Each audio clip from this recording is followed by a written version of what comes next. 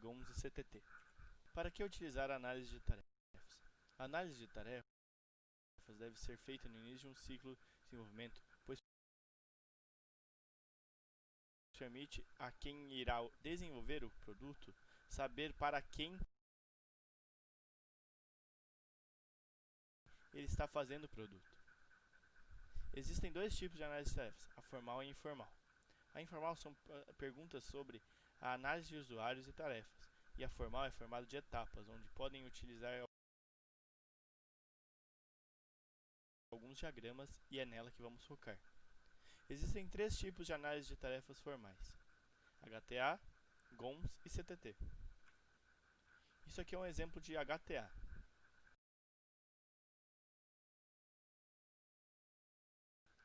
O HTA tem objetivos e operações, também conhecidos como tarefas, e tem relações entre os subobjetivos de cada objetivo maior.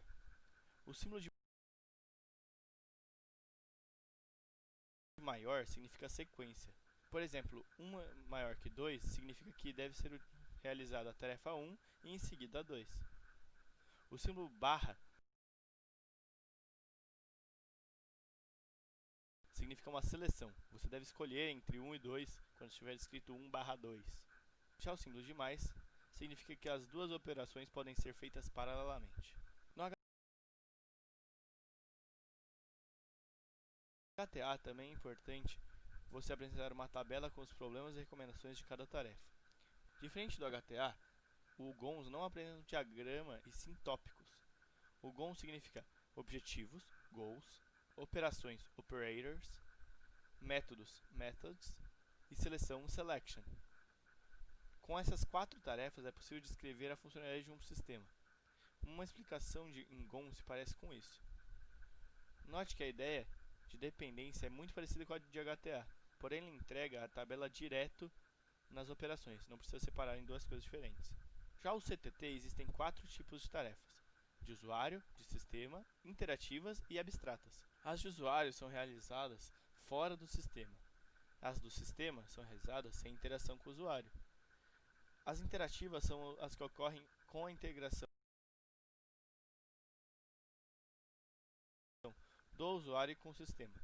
E as abstratas são uma representação de uma composição de tarefas auxiliando na decomposição destas.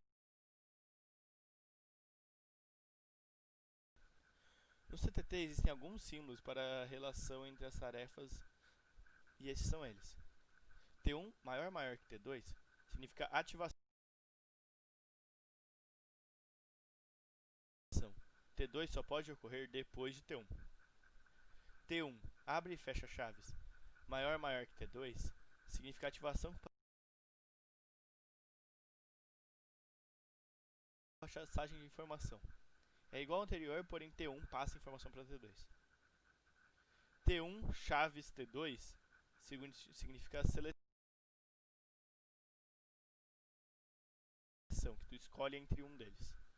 T1 pipe T2 significa tarefas concorrentes, podem ser feitas ao mesmo tempo. T1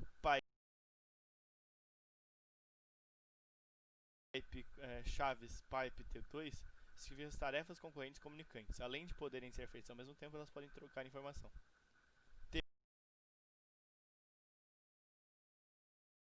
T1 pipe igual pipe T2 são tarefas independentes. Podem ser feitas em qualquer ordem, mas nunca simultaneamente.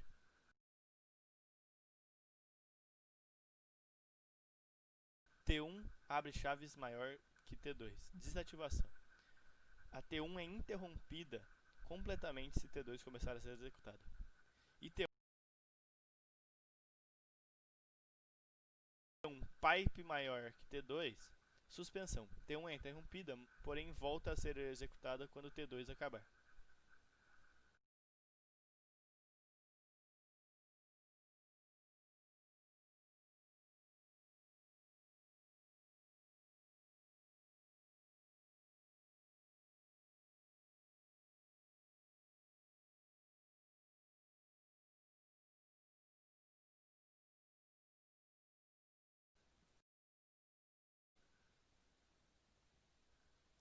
Usar um modelo conceitual é descrever em alto nível como um sistema será organizado e funcionará. Um modelo conceitual é composto dos seguintes componentes: metáforas e analogias, conceitos, relações e mapeamentos. Metáforas e analogias são utilizadas para ajudar o usuário a entender o produto e como utilizá-lo. As metáforas de interface são os conceitos familiares para entender algo não familiar. Por exemplo, organizar mesas de um restaurante é como gerenciar um álbum de figurinhas.